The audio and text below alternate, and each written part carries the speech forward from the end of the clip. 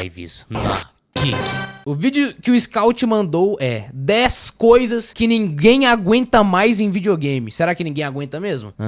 Que papinho, hein? Ninguém aguenta? Sei não. Vamos ver, é um vídeo do Trevas. Gosto do Trevas, já participei do canal dele. Colei lá uma vez, foi irado. Gostei de participar lá, ó.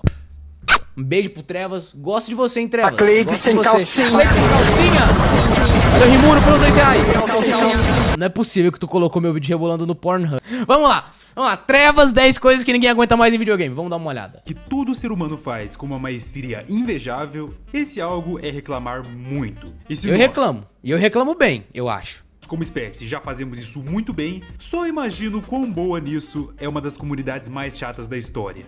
Os fãs de videogame. Nós reclamamos muito, às vezes por motivos justos e nobres, ou às vezes por pura frescura mesmo. Então, Nossa rapaziada reclamando do Pogo do Silk Song pelo fato dele ser diferente é um bagulho que me quebra, viado. Que me quebra de verdade. por isso, hoje trago a vocês a lista das coisas que mais irritam nos jogos. Começaremos pelo menos pior, elementos que a galera reclama geralmente ou por pura chatice ou por... João jogou Super 13 e mandou R$1. Hoje na próxima live outro vídeo dos outros primeiro. Pode crer. skill issue, né, a famosa falta de habilidade, e vamos ir escalando até chegarmos em problemas reais, que podem até mesmo destruir a indústria como conhecemos. E agora que você já curtiu o vídeo, pra não esquecer depois... Não curti ainda. Bora. Pera aí, dá licença. Tem que dar o like aqui, tá ligado? Pronto. Tá com like dado. 10º lugar. 10º lugar. vamos ver. Tinta amarela. Tinta amarela, não! Que eu tenho uma opinião sobre a tinta amarela, tá? Me incomode é que quando eu vejo ela na caruda, ela soa pra mim como level design preguiçoso, tá ligado? É isso que eu sinto quando eu vejo, tipo assim, ó a tinta amarela aqui, ó. Estou aqui, isso aqui é uma área de videogame. Tem uma porta, uma única saída. Só tem uma saída, é a porta ali. O player não vai ver que ali é a saída, ó. Não vai ver. Tinta amarela. Bota tinta amarela aqui, tá ligado? Isso pra mim...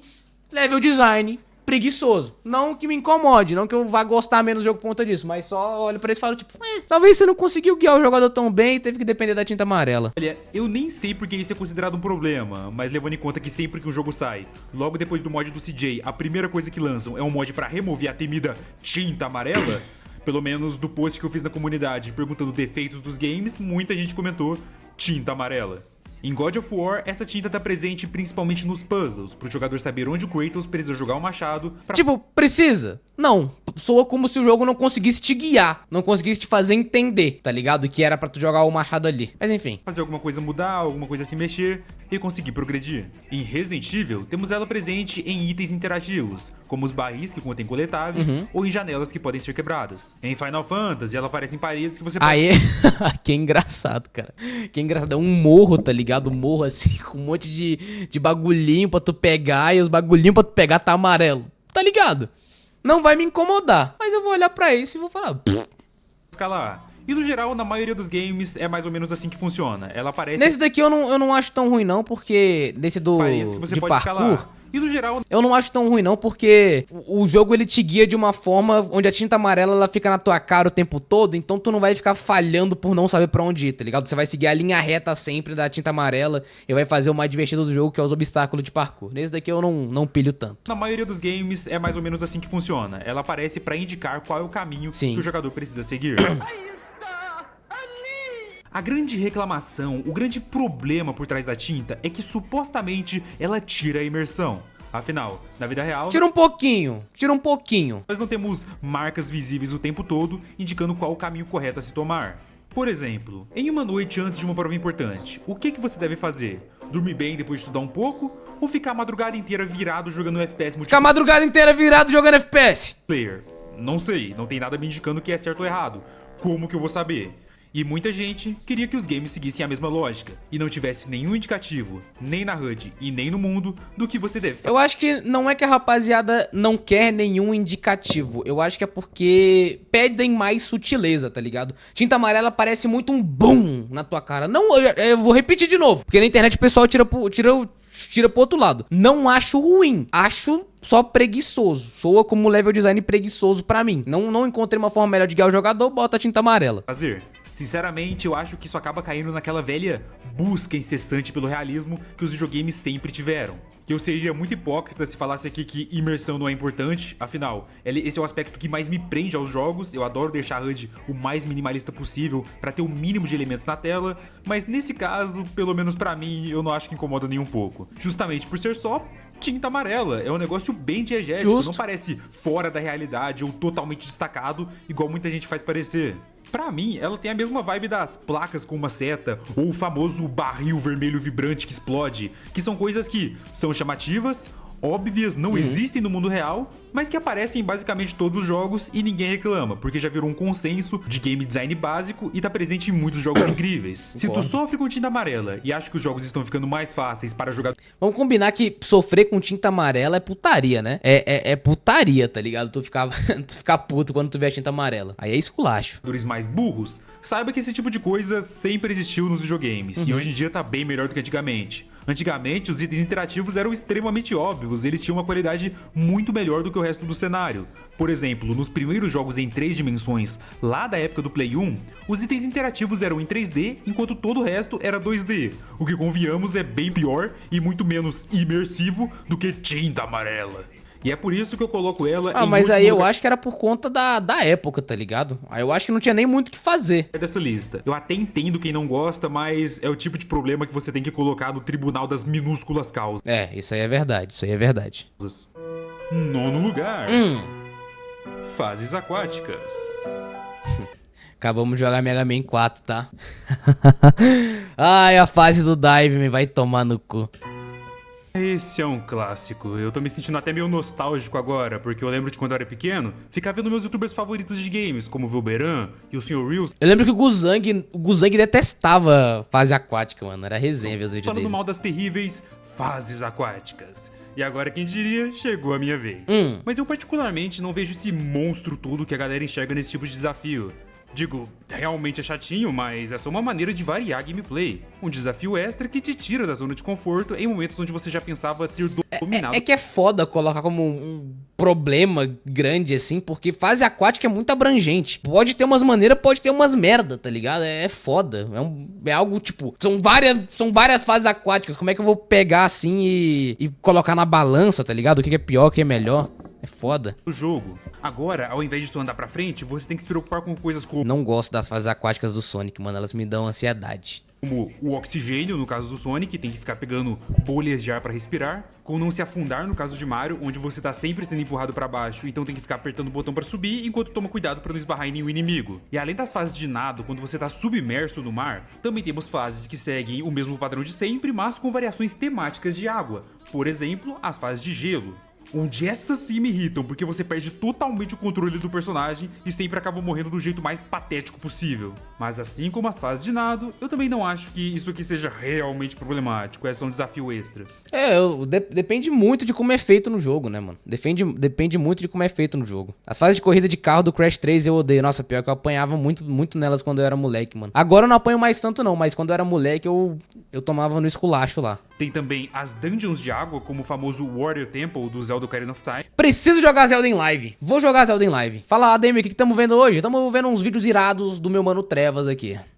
Que sinceramente eu não achei nada demais. Eu passei a vida inteira ouvindo que essa parte era o inferno na Terra, que eu ia ficar horas naquela parte, que eu ia gastar todo o meu cérebro pra conseguir passar. Mas pra mim foi de boa. Tá que eu joguei a versão de 3DS, que muita gente fala que é mais fácil, mas mesmo assim, eu achei um tempo bem divertido e não esse pesadelo. Não sei, não joguei. Pelo todo que as pessoas dizem. No geral, eu entendo quem odeia. Tudo que tira a gente da zona de conforto realmente incomoda. Mas olhando de forma técnica, eu não consigo odiar algo que acrescenta uma camada a mais de desafio em jogos que já são bons. E é exatamente por isso que esse tema fica na 9ª posição. 8º lugar. Missões secundárias obrigatórias. Porra, aqui me pega, tá? Lembro de cara do último jogo que tem essa porra aí pra tu seguir pro ato 3, Silksongzada. Não gosto das missões secundárias do Silksong. Acho a maioria gordura, essa é a verdade. Falei. Pra tu ir pro ato 3 tem que fazer um monte de quest secundária chata. Eu não gosto. Desse aqui eu não gosto, não.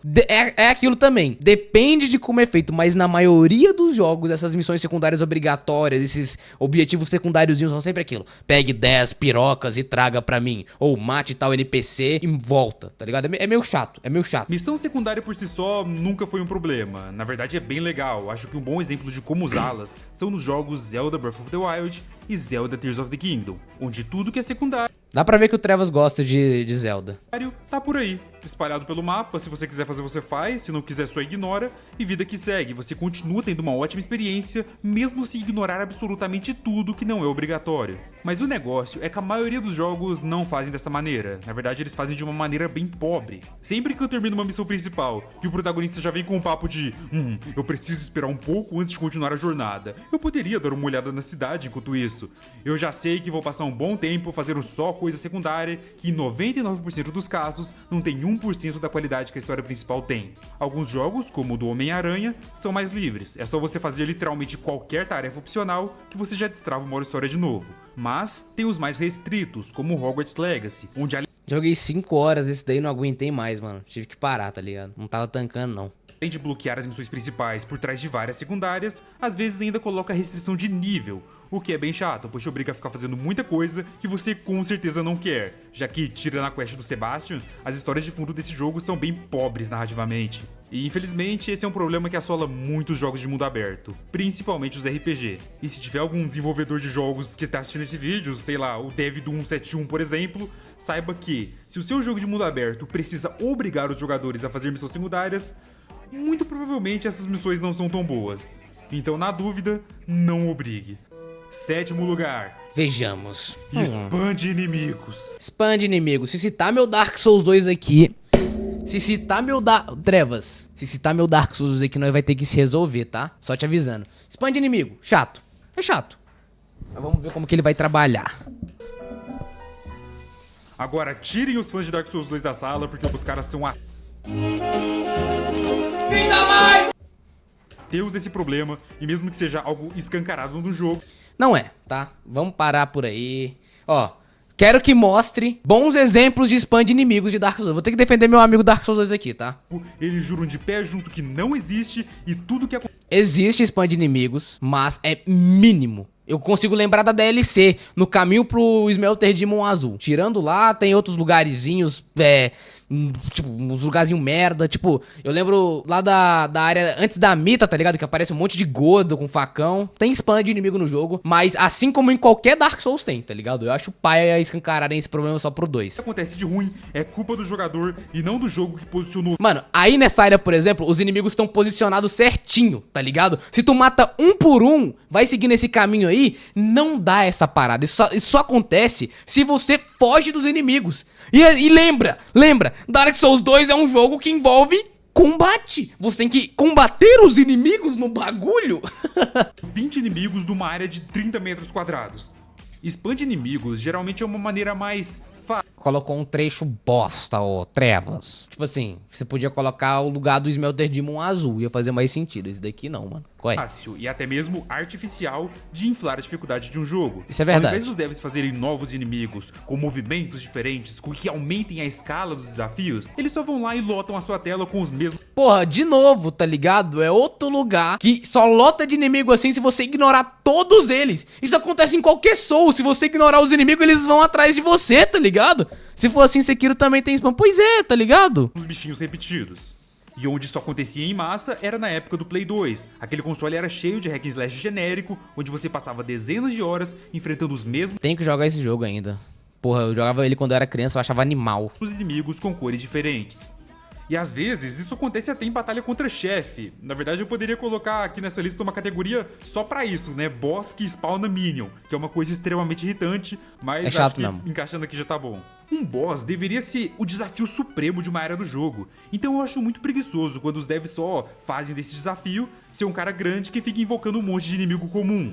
E isso acontece muito, inclusive em vários jogos que são bons. Porque, querendo ou não, a gente volta pra Eu gosto desse. aquela velha história de mecânica clássica de videogame. É uma coisa que sempre existiu, sempre vai existir, mas mesmo assim, eu odeio. E nesse exato momento eu tenho certeza que vai ter um monte de gente me xingando, me chamando de ruim, falando get good, mas é o que eu penso. Tá, mas, cara, de novo. Aí tu tá ignorando. Eu sei que não foi o Trevas que gravou isso aí, ele provavelmente pegou da internet, mas, porra, é claramente uma área onde o mano passou correndo todos os inimigos, mano. Não é assim lá, né, nessa área aí que eu esqueci o nome, mano. Eu gosto muito dessa área, por sinal. Gosto muito dela. Comenta aí o que tu acha e exemplos de jogos que fazem isso. No God of War 2018 é assim. Eu não acho que ele tenha spam de inimigo. Eu não lembro de uma área de God of War 2018 que tenha spam de inimigos, mas... que nem tu falou, na maior dificuldade, eu acho que a dificuldade de God of War 2018 é meio artificial, tá ligado? É só a vida dos inimigos inflada pra cacete e o dano que eles se dão inflado pra cacete também. É meio bosta.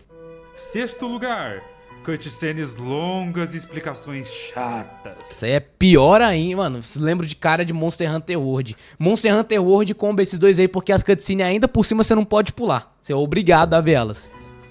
Cara, isso aqui é um dos grandes maus dos jogos modernos. E a maior responsável por essa droga é a Ubisoft, que em quase todos os seus games sempre tem aquele clássico tutorial pra te ensinar um negócio óbvio que tu poderia muito bem aprender sozinho. Pra mim, o melhor jeito de ensinar uma mecânica ao jogador é deixando ele aprender por si mesmo, seguindo a própria intuição e ouvindo o mínimo de instruções possível. Pois fazendo dessa forma, a pessoa se apega muito mais ao que tá jogando. E bons exemplos de games que fazem isso são de sobrevivência, onde você só vai seguindo seus instintos gamer e com isso vai pegando jeito. Antigamente no Minecraft não tinha nem a receita de produção de itens, você tinha que descobrir tudo na base do chute ou procurando na internet. O que, convenhamos, é bem mais legal do que se o jogo só travasse e te obrigasse a pegar 2 gravetos e 3 blocos de tábua, porque sim, porque o jogo quer e porque você É bem mais legal, mas vamos combinar que Minecraft lá atrás te guiava muito mal, mano. Ninguém ia entender como que fazia uma crafting table, tá ligado? Ninguém ia entender, não tinha esse menuzinho aqui antes, tá ligado? Era tipo tudo no pelo. Era tudo no pelo. Ninguém ia entender o que você tinha que fazer. Era meio confuso. Todo mundo descobria o que tinha que fazer no Minecraft por conta de vídeo de youtuber. é burro demais pra aprender a fazer sozinho. Pelo menos é assim que muita empresa parece que pensa. Mas a Ubisoft não é a única responsável por essa porcaria. A gente também tem a gloriosa Sony, que com Nossa, seus jogos sim. cinemáticos extremamente realistas, sempre faz introduções desnecessariamente longas, com tutoriais Nossa, incrivelmente como isso fode o fator replay, mano. Fode legal. chatos. Pra mim, o melhor exemplo é o Horizon Zero Dawn, onde você passa a primeira hora inteira só aprendendo mecânica básica e sendo obrigado a seguir cada detalhe na forma como o NPC Uma explicação básica é bom, às vezes sim. Eu acho que o problema aqui é quando o bagulho tá na cara e o jogo quer te jogar uma carta na tua frente explicando o que tu tem que fazer. fala Tipo quando tu vai falar com um ferreiro no Monster Hunter World e abre um pop-up gigante falando o que um ferreiro faz, tá ligado? pra você fazer. O que é bem chato e dava pra aprender sozinho, é só mecânica óbvia, cara. Horizon não inove basicamente nada. Então por que diabos você tem que passar 1 hora aprendendo isso? A minha teoria é que muitos dos estúdios têm medo de não explicar e o jogador acabar não entendendo e com isso desistindo do jogo. Sim. E com isso, mesmo que sejam coisas óbvias que todo fã de videogame provavelmente já conhece, eles sempre vão dar um jeito de fazer você ouvir de novo. Quinto lugar. Quando o jogo tenta ser o que ele não é. Ok, esse aqui pode parecer um pouco confuso, mas sabe aquele momento em que um jogo Estranhei um pouco. Deixa eu entender. de aventura Já sei. Já sei do que ele vai falar. Vai falar das partes da Mary Jane no Spider-Man 2018. Cara, quando o jogo faz uma parada dessa, sempre fica uma merda. Sempre fica uma merda. É uma tentativa de variar o gameplay que sempre dá errado. É impressionante. Impressionante. do nada vira um jogo de stealth, É. ou quando um hack and slash do nada vira um jogo de plataforma. Pois é, esse é o tópico. Esse tipo de coisa acontece porque os devs estão tentando equilibrar o ritmo da gameplay. Agora mesmo eu acabei de falar dos jogos de Play 2, onde você passa E nunca dá certo. horas enfrentando os mesmos inimigos, o que até pode ser legal no começo, mas depois de um tempo começa a irritar. Portanto, a quebra de ritmo no loop de gameplay é uma das formas que as empresas encontraram para poder contornar isso. É uma pausa na ação, uma pausa no combate, para você se preocupar com algo diferente e não enjoar do jogo. O problema é que por muitas vezes fugir da proposta Nossa, é do que os chato pra caralho essa porra. Muito chato. Eu lembro que pra mim platinar essa merda desse jogo, eu tive que ficar parando, eu tive que pegar pontinho, voltar aqui, fazer pac. Vai tomar no cu, cara, coisa chata. devs estavam planejando com as mecânicas base, acaba ficando um lixo. Em Spider-Man, os momentos stealth, onde você controla Ai, cara, eu detesto a Mary Jane nesse jogo justamente por conta dessas partes dela, chato pra porra. Mary Jane são extremamente limitados e restritos. Você não tem muita variedade de como passar pelos inimigos, e quando você é pego, não tem um plano B ou coisa do tipo, é só uma tela de missão fracassada mesmo. Isso porque os devs não estão acostumados com esse tipo de jogo. Bons jogos de stealth sempre te dão muitas opções de como progredir por uma área. Mas como isso não é um jogo que foca na furtividade, é um jogo de super-herói, eles não souberam fazer isso. E toda vez que a Mary Jane aparece, você sabe que vão ser 20 minutos ou mais de pura chatice. Quem que E outro aguenta, exemplo é God of War 1, onde mesmo sendo um jogo que foca no combate, ele tem vários momentos de plataforma, onde os pulos do Kratos são extremamente duros e robóticos, fazendo com que você muitas vezes erre as plataformas, não por falta de perícia, mas por falta de precisão nos controles mesmo. E se você pensava que isso era algo que ia sumir com a evolução da tecnologia, não sumiu. Hoje em dia, a gente tem Elden Ring, que mesmo tendo o pior sistema de pulo da história, tá cheio de momentos onde você tem que ficar saltando de um lado pro outro. Eu gosto do sistema de pulo de Elden Ring, mano. E essa daqui é uma das poucas partes do jogo onde tu tem que se aprofundar nele, tá ligado? Não é cheio de momentos assim, não. E como eu já falei, eu entendo que isso existe pra variar o ritmo, quebrar o loop de gameplay, mas na maioria das vezes acaba só ficando chato mesmo. Eu entendo que é necessário, mas infelizmente a maioria das empresas não conseguem fazer isso bem. Quarto lugar. O sistema de pulo não é ruim do Elden, não. Pois é, mano. O sistema de pulo do Elden é bom, cara. O sistema de pulo do Dark Souls 1, 2, 3 e Demons e Bloodborne é uma bosta. Mas o do Elden, não. Caminho de volta pro boss. Runbacks. Agora, vamos falar sobre... Depende, cara. Tem algumas runbacks que eu acho chatas, aquelas tediosas, que é um caminho gigantesco do caralho, cheio de inimigo fortão, que tá lá só pra empacar a tua foda. Que, tipo, você já passou por esse desafio, você não precisa passar por essa merda de novo, você não precisa fazer isso pra se provar. Não, tá ligado? Isso é só chato, é gordura. Mas quando a runback, ela é interessante, ela é divertida, tipo a da última juíza, eu gosto. Porque eu meio que aprendi a dominar o plataforma daquela área, então eu gostava de fazer aquele percurso.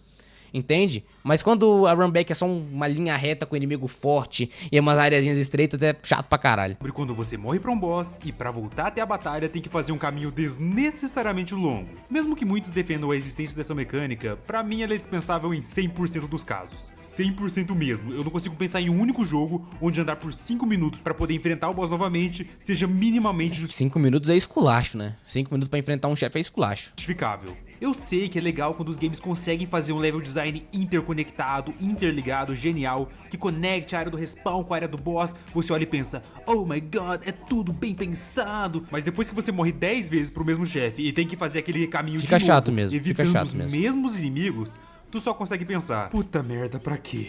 E ainda tem jogos que conseguem dar uma desculpa na lore pro caminho ser longo. Por exemplo, em Elden Ring, quando você morre, você spawna nas fogueiras que geralmente ficam longe das grandes batalhas. Mas você também pode respawnar nessas estátuas de Marika, que costuma ficar do lado da área do boss. Elas foram criadas justamente para cortar esse caminho de volta, ou seja, até a From Software sabia que essa mecânica era meio memes. Porém, existe uma área em específico que é a Academia de Raya Lucaria. Aí E toma. lá, essas estátuas simplesmente não existem, o jogador só pode respawnar nas fogueiras, mesmo que isso signifique Eu gosto da runback pra Renala, não gosto do lobo não, acho do lobo chato, mas o da Renala eu gosto. Pra enfrentar a chefe, você tem que andar uma longa distância. E por que isso acontece? Se o próprio jogo já criou uma mecânica pra evitar essas longas caminhadas, por que aqui não tem isso?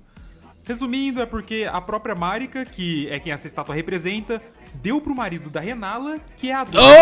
Oh, ela deu pro marido da Renala. Sei não, hein? E é por isso que nessa área em específico, sempre que você morre numa batalha contra a própria Renala, você tem que fazer todo o caminho de volta pra poder enfrentá-la Eu gosto desse runback, mas eu não vou pela esquerda. Ah, não, a esquerda é quando tu abre o atalho, né? Que faz Eu vou pelo caminho da bola. Eu sempre gosto de ir pelo caminho da bola. Eu não costumo ir nem quando eu desbloqueio o atalho, eu costumo ir por ele. sentido na Eu gosto de ver a bola. lore, é acurado historicamente e fica menos feio do que se fosse só um caminho longo sem motivo nenhum, só pra exibir o level design. Ah, cara, é tipo assim, não falando especificamente de Elden Ring, mas eu acho que usar lore pra sei lá, disfarçar alguma coisa zoada da gameplay é meio bunda, tá ligado?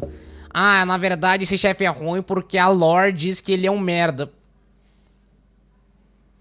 Ah, cara, na verdade essa mecânica é chata porque na lore... Ah, vai se fuder. Mas ainda assim eu acho uma merda, é uma puta perda de tempo. Mesmo entendendo que faz parte desse gênero, eu acho que o caminho de volta, quando é muito longo, acaba por virar um desafio à parte. Ao invés de você estar num combate 1x1 insano com o chefe em si, Runback do Logarius é um cu. acaba que o combate vira só a última etapa, já que nessas trilhas de volta você muitas vezes acaba apanhando pra um ou outro inimigo e já chega pra batalha na desvantagem, o que convenhamos é bem injusto, uma dificuldade bem artificial e desnecessária. E eu sei que Esse runback é chato pra caralho também. falando desse jeito parece que eu tô só chorando, mas... Nossa, cara, é tão legal quando o jogo te coloca um desafio puro, justo, onde toda a dificuldade tá concentrada somente nele. E quando você perde, você já volta na porta e tenta de novo, porque o desafio em si é a batalha, e não o caminho até ela. E por isso, sempre que eu me deparo com um chefe, cujo caminho de volta é mais desafiador do que a própria batalha, eu sinto que tô sendo feito de trouxa. Eu entendo. Terceiro lugar, conquistas que exigem modo online. Nossa, vai se foder. Mano, esse Na sua aí... opinião, Esse nós vai bater junto, Trevor. Esse aí nós vai bater junto, irmão. qual é a graça de uma platina? Pra muitos, é só ter o troféu ali. Não, que muita não é gente só ter o troféu ali, é a jornada. É a platina te instigar a ir atrás de coisas que você normalmente não faria no seu gameplay normal. E aí quando o jogo vai e me mete um troféu online, aí me fode, fica platina num monte de lixo só pra inflar os números da conta. Olha só, eu tenho 200 troféus, 200, 400 conquistas.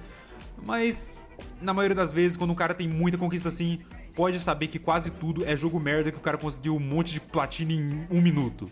Mas tudo bem, cada um tem seu jeito de jogar.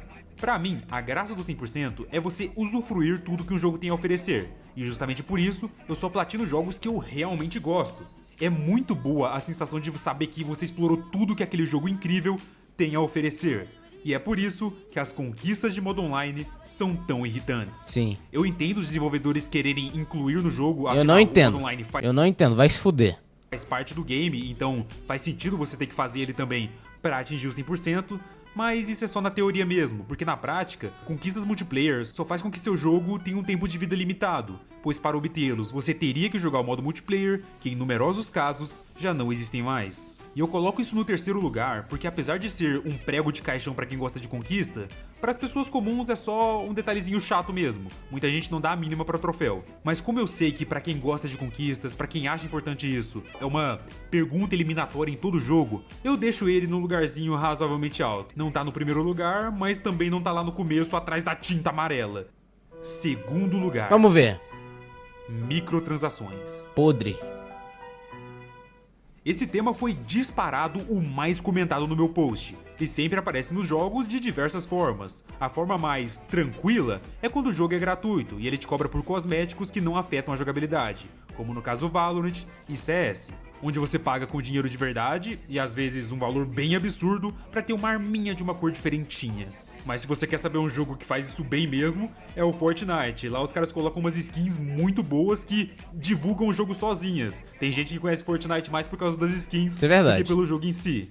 Mas a parada começa a ficar errada quando essas coisas que você compra afetam a jogabilidade. Como é o caso de Star Wars Battlefront 2, no lançamento, ou o mais extremo de todos, FIFA Ultimate Team, o modo online do FIFA, onde microtransações vão muito além de cosméticos e É começam a literal oferecer pay to win. vantagens competitivas.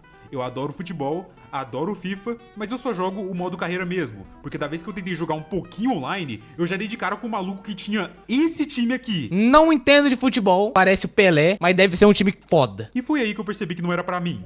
E por ser tão lucrativo, esse modelo que era presente antes em só jogos competitivos começou a vazar até mesmo pros jogos normais single Verdade. player ou cooperativos. E um bom exemplo disso é Genshin Impact, um jogo que é idêntico a Zelda Breath of the Wild. Pelo menos Genshin Impact, até onde eu sei, não tem PVP, né? É só PVE. Então tu não vai ter vantagem sobre outro jogador. Mas nele, pra progredir, você precisa ficar girando roletas pra desbloquear personagens. Eu sei que dá pra progredir só jogando mesmo, você consegue rolar a sua roleta umas 3 vezes por dia, mas acredita em mim, a partir do momento que você começa a gastar, o jogo vira outro.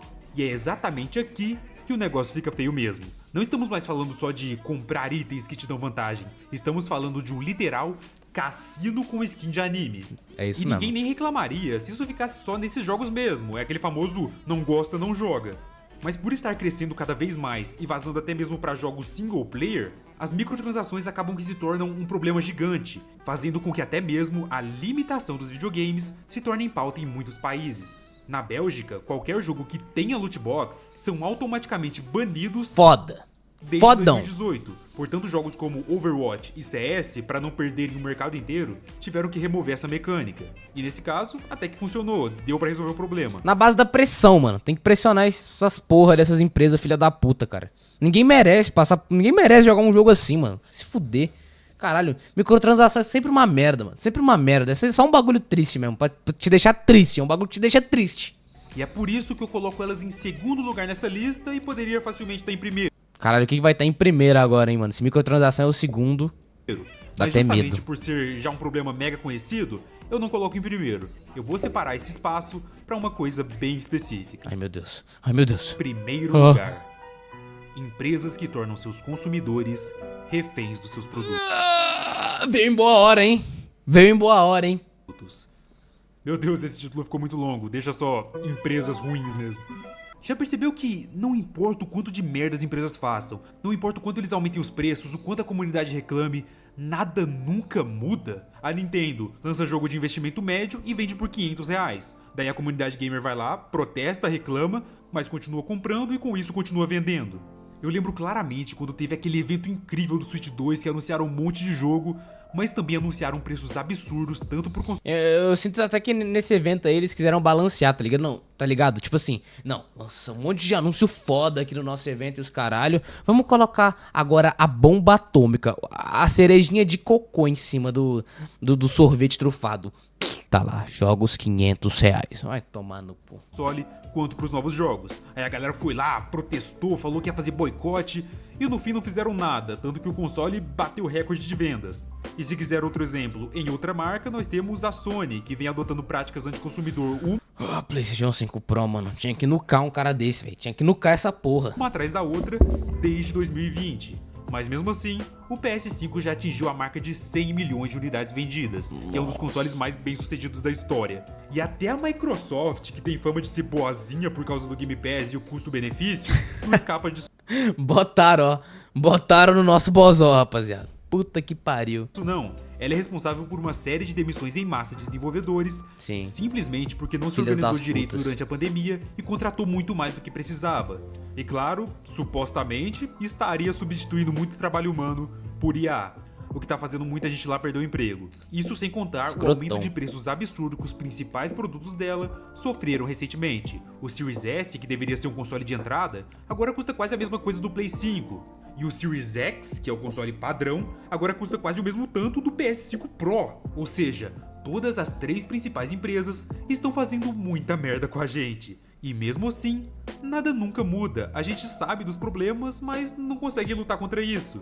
Isso é uma consequência de uma indústria cujo poder das empresas é extremamente centralizado. Tanto que muita gente que ama consoles, assim como eu, estão desistindo deles e migrando pro PC. Porque mesmo que o preço de entrada de um computador gamer seja muito maior do que o de um console e a experiência em si de jogar no PC seja diferente, para muitas pessoas esse é o único caminho. Porque quando você olha para as três representantes da indústria de games nos consoles, você percebe que É aquilo, você prefere comer um bolo de bosta, tomar um copo de mijo ou tomar um tiro na mão? O que você prefere? Essas são suas opções aí se você quer ter um console hoje em dia, mano. Isso é só muito triste. não existe salvação. Eles estão fazendo um monte de absurdo com a gente e nada nunca muda. Não importa o quanto a gente reclame, não importa o quanto a gente proteste. Parece até o Brasil. E é por isso que, de forma cômica até, o primeiro lugar da lista de coisas que mais odiamos nos games vai para aquelas mesmas pessoas que foram responsáveis por tudo isso aqui existir. Cabuloso, hein? E dito Poético. tudo isso, aqui encerramos nossa lista. Se você gostou desse conteúdo, Muito bom vídeo. Gostei do vídeo. Só não concordo com as pisadas em cima do meu mano Dark Souls 2. Gostei. É um vídeo resenha. Vai lá, rapaziada, depois dá uma olhada no canal do Trevas. O link vai estar aí na descrição. Mega épico.